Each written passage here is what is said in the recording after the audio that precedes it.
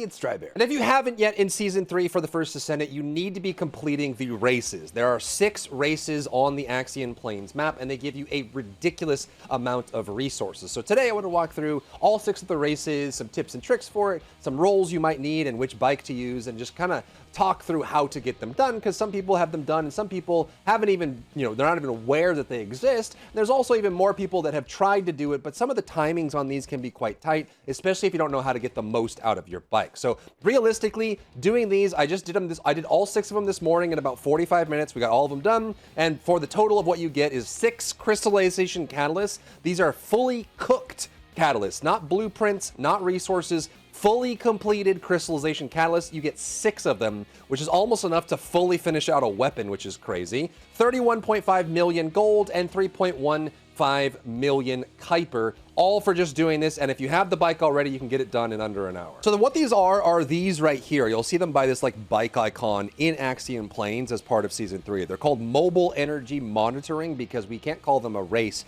because that would be too easily understood and applicable across multiple languages. Instead, we're going to make it a lot more complicated and call it a mobile energy monitoring. Just like how wiggling breasts is not wiggling breasts, it's dynamic motion. And pole dancing is not pole dancing, it's advanced acrobatics. Just like races are mobile energy monitoring. So head over to Axion, you'll find them here. It'll have this little restart, whatever, it just tells you what the rewards are. And then you have this. As soon as you cross this on a hoverbike, so if you jump on your hoverbike and walk through this, the race will start. It'll actually give you a little bit of boost at the start as well. And all you have to do is go from checkpoint to checkpoint in order to complete the race. On the race itself, like if you go on the map or look at that thing, it tells you what your rewards are for every single stage, all the way down to the last stage, which is if you get that time or lower, you will get that reward, which is a fully cooked catalyst, and again, over 30 million gold and over 3 million Kuiper, all just for doing this, and you want to kind of complete those that way. Now, a couple tips on this race before we get into like strategies of like what to employ.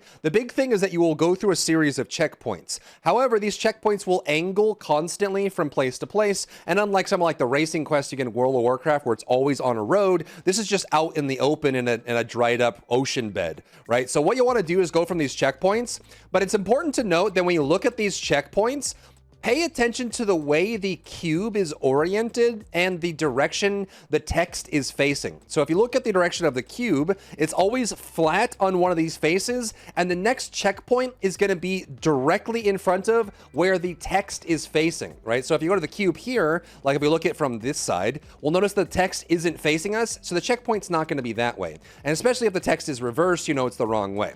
So if you come across this, you're like going at a checkpoint like this, try to orient yourself where the checkpoint text is facing, and that will tell you exactly where the next checkpoint is. So if you line up here, we know the next checkpoint is going to be directly in front of this, so we can walk through it. There's the next checkpoint there, and then we can kind of orient with the text, checkpoint there.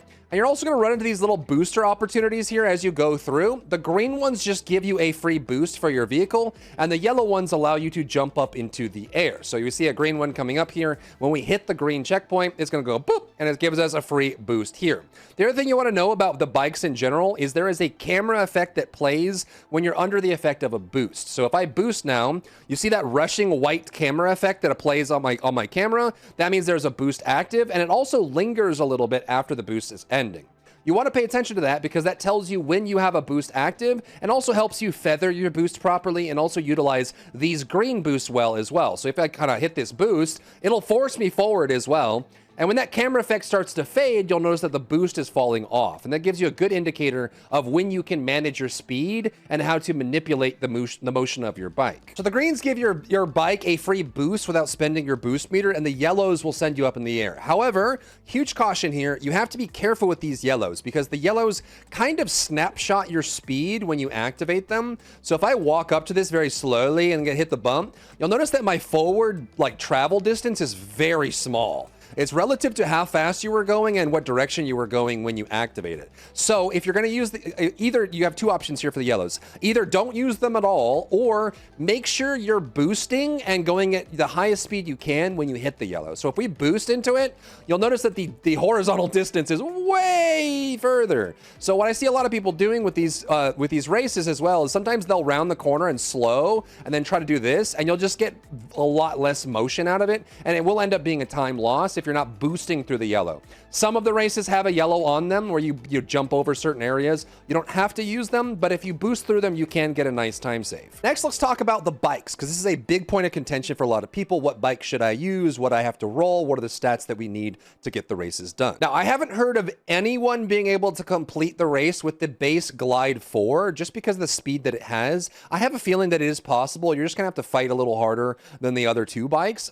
So this is probably the hardest one to complete it with. You can do it with the Orca. The Orca is better at maneuvering. So like the difference between the bikes here, my Orca is almost done cooking, but the difference between the bikes is the Glide 4 is your all-rounder. It's pretty good at everything. The Vortex is based on speed, so top speed and boost speed is the Vortex, and the Orca is the king of maneuverability. Now, if you had really, really good speed rolls on the Orca, you could do these races, and I know people have completed these races with the Orca. However, your best bet is going to be the Vortex because the top speed is so high on this bike that it gets you a lot of time save. The major downside with the Vortex is it turns like a refrigerator. Like, it's actually so bad at turning, and so you have to kind of be really good. So like, if I turn my camera here, look at this. This is the turn rate of the Vortex. It's so terrible. I'm moving my camera and it can't even keep up with the slow motion of my camera. So that's like the biggest downside of the Vortex. And oftentimes if you're like boosting, you're like trying to turn to get into something and it gets stuck. Thankfully, there are a couple tricks you could use to turn on a dime with the Vortex, and we'll talk about those in a second, but the Vortex is going to be the best bet that you have for completing the races. And if you go to the enhanced side, the biggest, like, you know, these are the ones I did. I did all of 6 of the races with these rolls. These aren't even the best rolls. Generally, you want to look for 3 to 4 max speed rolls, whether it's max speed or max speed on boost. It doesn't really matter. You just need to get your increased max speed as much as possible. And then boost capacity is good, acceleration is okay, but try to aim for 3 or 4 of the max speed. Unfortunately, unlike every other re-roll system in the game, you can't lock these to make sure they stay for the next roll. You just have to use the Axion Plains materials and re-roll over and over and over until you get what you need. So again, aim for the Vortex is the easiest one to complete this with, and get 3 to 4 max speed boosts or max speed rolls. It's not really that important whether it's max speed or max speed on boost. You just need to increase that max speed on it, and then whatever rolls you get, whatever 2 or 3 rolls you get, it doesn't really matter all that much. Boost capacity is kind of nice, recovery on boost is kind of nice, start delay is kind of nice as well. So those are stats that kind of help, but in general, you just need max speed. Now let's talk about some tips and tricks on how to maneuver the bike. There are some really cool things that you can do with this bike to speed up your motion, and not knowing them can be the difference in being able to complete them, the races or not. So we're gonna be using the Vortex here. Remember, Vortex is the fastest bike, but it has pretty crappy turning, but there are some tricks that you can use. The first trick that I wanna talk about is how you can maintain your motion in the air without wasting boost. So this is something that I see a lot of people doing. If you're running the entire race on the ground without jumping, you're going to run out of boost very quickly. So if we use the boost here and we're just on the ground doing the race and we're moving between checkpoints, boom, boom, boom, we get to a point where we actually, we get 1/3 or 1/4 through the race, and now if you look at the bottom right, we're out of boost. And we have to wait for it to recover. It's slowly ticking back up, and you're spending a lot of time not boosting. So a trick that I would recommend using is jumping when you have full boost. So if I boost and then jump and then let go of boost, remember, pay attention to that camera effect on the edge of the screen. When you see those rushing white lines, you'll notice that they linger for a little bit. So what you can do with this is you can actually boost and then jump and let go of boost. And you'll notice that the whole time I'm flying through the air, I'm maintaining my momentum without burning boost. And then if you wait for the recovery time, you can get that boost back. However, you can do this wrong and you can do this right, unfortunately. My recommendation for the jump trick is boost when you touch the ground and hold the boost until you get a little bit into the air. So you'll notice that if I hold boost and then I jump, I let go. As it reaches the apex of my jump, I let go of that boost and I let that carry forward. But if I boost and then jump, or I like boost and then let go immediately, I lose some of that momentum. So you want to boost, hold the boost, start your jump, and then let go about like halfway up your ascent before you reach the apex of the jump, and then let it kind of come down on its own. As you touch down on the ground, boost again, and then jump again. And so doing that is much more efficient on your boost meter. However, you just want to be careful about how you do it. So something like this, right? You boost, jump, let go as you're coming up, boost, jump, let go as you're coming up, and it allows you to use your boost meter, maintaining high speed without wasting much of the boost meter as well. This gets infinitely more improved because now when you're maintaining more of your boost meter, you can use the green boost to be able to maintain your speed without using your own boost meter. So for example, we can go like this, we can use our boost and then jump, and then as we land on this, if we didn't suck here, you hit the boost, you now get this boost here. So again, pay attention to the camera effect around the outside of the edge. When you hit the green and you hit the boost, these boosts out in the field last quite a while and you'll maintain your boost there. Anytime you hit a green boost, stop using your boost, let it recover. There is a recovery time on the boost as well. So you can see the before it starts recovering, it takes 2.5 seconds. So we'll like activate our boost here, right? And then we'll let go. It doesn't move, it doesn't move, it doesn't move, it doesn't move. Now it's regenerating. You want to be mindful of that regeneration because that's what you want to start and how you use these green boosts.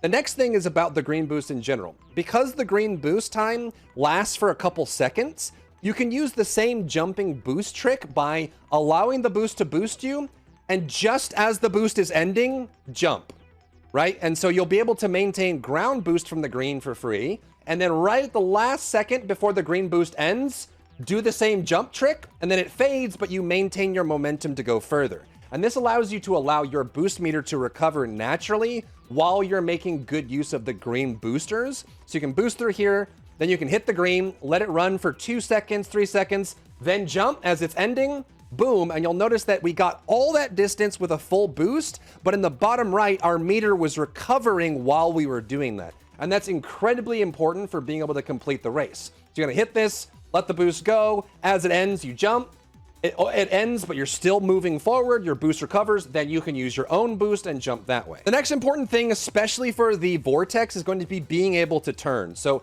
watch the difference here. So we're boosting here. If we try to turn, like the checkpoint's over to our left, look how wide this turn is. It's incredibly wide, and you'll find this a lot with the Vortex just because the turning is so terrible. It's like you're driving a cruise ship. Like, it's just so bad in turning. However, there's 2 tricks that you can use to turn quickly if you need to. So for example, say there's a checkpoint in front of you and you realize you have to turn. You're trying to turn, and you can't get it.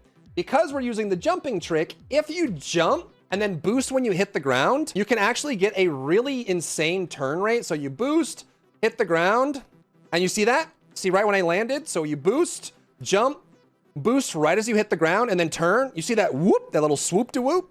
You can actually boost, land, and then boost as you hit the ground, and turn your camera and use your WCD or your analog stick to get that turn. You get a boost of turning right as you land to the ground after a jump, and you can use the boost to go whoop. You see that little turn? You can do a little swoop-de-whoop. So this is a really good trick if you're doing the jump trick to be able to just turn right as you hit the ground to do it. The other trick, which is if you're running mid-air maneuvering right here, so mid-air maneuvering as your module, you can actually jump and then you can grapple. Just make sure that as soon as you get off the grapple, you immediately get back on your bike. The reason for that is that when you get off the bike and then you grapple, your travel in the air as a Descendant is very slow. Like, your aerial speed is very low. So if you really screw up, like you go right past a checkpoint, you can jump, grapple, get back on your bike, and then boost as soon as you get back onto it to get that though. Those 2 will help you a lot. So that covers all the tips and tricks and mechanics that you want to use for the bike. Now I'm just gonna show through my my record for all of the 6 races. Again, all you have to do is get to the lowest requirement, like the lowest time on the list, and once you do that, you will be able to get all of the rewards, including the catalyst. But let's walk through all 6 of the races in Axion Plains right now and just talk about what you need to pay attention to. Okay, starting with race number 1. So this is the clear here. Again, all you have to do is get under the time. Let's go ahead and play this out so we can see. This is mobile monitoring number 1, and again, you can see that I'm doing the boost and then jumping as we go up on the ascent, landing, boosting, and jumping. And then when you see a green, land on the green, don't use your boost. In the bottom right, you see the boost meter is up. So I'm already like a third of the way through the race, and my boost meter is still almost completely full. So you still run into issues where you have to kind of like move around between the checkpoints. Again, you kind of have to use those turns and getting used to the turn rate of the vortex. And this has the stats on it that we talked about. Hit the boost, let it go, recover my boost speed. As long as you hit the checkpoint, you're good to go. And then try to line up the text that's facing the next checkpoint. You also sometimes have to like let go of boost to kind of let it slide or make sure you hit the turns. If you don't hit every boost or every jump in the game, it's not the end of the world. But you can see there, even I landed and used the landing turn speed to make it. So that's number 1. Moving on to number 2. This is the second one. This one has a little bit of a turn point as you're moving through. And this one is actually probably covers the most ground. Again, very important. When you're hitting those yellow jumps, you have to be boosting. If you hit those yellow jumps when you're not boosting, you'll end up losing distance because of it. Because number 2 is such a wide area, you will have times where you have to rest. In this point, like super important right there, if we roll back, notice how like I run out of boost here, and as I land, I will actually intentionally not boost for the remaining distance here. The reason for that is because I want my boost to recover. I know that I'm going to spend some time unboosted on the ground, but it's better than boosting again and waiting for that retimer to get my boost meter back up. So I'm just going to, at this point, I'm just going to go slowly, hit the green, and then use the green to allow me to recover my boost. My boost is recovering. Then we start using it again. We got a good half bar there. We boost a little bit, stop boosting, use the green, just like we talked about before. Sometimes you have to stay on the ground instead of jumping just based on how much distance you're covering or where you're trying to accomplish. Luckily, number 2 has a higher requirement for time. So it's like 55 seconds instead of 47 seconds for this. But again, boost into a jump. As we go up, we let the boost off, and then we land on, let our momentum carry us on the way down. We boost again and jump, and we're just kind of going through and hitting these. And you can see very easily we hit 53 seconds on this one to get it done. Next up is number 3. This one has some real tight turns on it, so pay very close attention to the angle of the checkpoint. Again, you want to, even here, I did a bad boost, and we're still going to be able to get the number there. So let the green carry, let your boost recover, hit the ground and jump again. Even with that, we were still able to hit it then. Make sure you get over these humps, like these little lock-ons here. And again, I'm going to skip that yellow just because some of the yellows can be in a really awkward spot. We boost through the yellow to make sure we get the thing for it. Here, if you can't get the boost, it's not the end of the world, especially if you have extra boost meter left over. But make sure you're using the jumps to maintain your boost meter. Let it glide through the air, line up with the next checkpoint, and move through. And you can very easily get to the end here. We're going to let the boost reset a little bit while we use the green boost to carry us. You can see while we're using the green boost, we gained almost an entire boost bar. Moving on to race number 4, or monitoring number 4. You can even just jump through the gate and use that aerial to jump through. You see here we're not boosting until we get near the ground again, and we boost down. The boost does work when you're in the air. It just gives you the most value if you do it while you're on the ground. And again, we're gonna have to boost through the yellow here. As you cut over this, try to curve into it. A lot of number 4's problems is there's just crazy like 90-degree turns, which is really hard on the vortex in general. So you can kind of like use it to slide into it. You notice I'm just hitting the very edge of these checkpoints. You can also slow down and use that slower speed to get that boost or get that turn rate that you need. We're going to skip over that. And even here, I hit the rock and we still get it in the end. There's a lot of wiggle room here if you know how to get the bikes to move the way that you want. So we hit the checkpoint, we hit the finish, and it's still 44 seconds. Moving on to number 5. This one wasn't too bad, honestly. You can kind of breeze through this one. I would say number 2 and number 6 are the hardest, depending on what skill set you have for this. This one has some good coverage as well. It does have a jump in here. So again, we're going to boost, hit the ground. We hit that green boost, which means we're laying off the boost here. Again, these 2 green in a row, look at it. We're filling our entire boost bar with this. We use the boost turn trick to try and get our vortex to turn at the last second. Then we aim at the next checkpoint. We move, we boost through again, try to get some distance on that one. Again, boost when we hit the ground. Go back up, you can click the corner of this, make sure you hit the boost again. Let your boost recover here, especially if you have a green coming up. So we're not gonna boost until we hit the ground and hit the green there. Then we have a straight shot to the next one, straight shot to the next one. We boost when we hit the ground, and then you can hit the finish. Again, maintaining that helps a lot. That one's 44 seconds, and moving on to what I think is the hardest one, number 6. You're gonna have to clip the corners on these real hard. Again, boost through the yellow there, make sure you land in. Use the green to boost, then we're gonna let our boost recover on this distance as well. Boost over there, and then get over to the side. Try to clip this on the very corner because the next one's right in front of you, and this one's real hard. It's a 90-degree turn to the next one. We're gonna hit that green, hit the very corner of this one, and then jump on this, and then boost as we move forward, turn, hit the 90-degree there, and then try to go for the boost again. Remember, it's super useful to be able to have that boost where you hit the ground and boost with a WASD or analog turn while turning your camera on the vortex, and it only works as you hit the ground right after being in the air. Hit the boost there, hit this corner and try to angle at the finish, and then boom, and just hit the corner there, and that is going to be the end of it. So that is the race guide. A bunch of free resources, 31 million gold, 3 million Kuiper, and 6 fully completed catalysts for what is about 45 minutes of racing, depending on, you know, how good you are at some of these. You could probably do it shorter, maybe 10, 20 to 30 minutes if you really know what you're doing. It does require, I mean, it's going to be the easiest done with the Vortex. I know it is possible with the Orca, and it's probably possible with the Glide 4, but it's going to be really difficult. So what I'd recommend doing is just get your Vortex, max it out, try to get 3 or 4 max speed rolls on it, and then, you know, follow the guide and the tips in this video, and you'll be good to go. You'll get all those resources and be locked in for it. And then also just, you know, if you have other tips for people, drop that down in the comments below, and also just kind of share it with others who may have it, and also share your times. Maybe you have some crazy times on these races. I just went for the rewards and stopped trying to get better numbers. So if you got better numbers, drop those in the comments down below. If you found value in today's video, leave a like down below, leave a comment for the algorithm to help this video get seen by more people, and don't forget to check out my other channels for other content and other stuff and other things.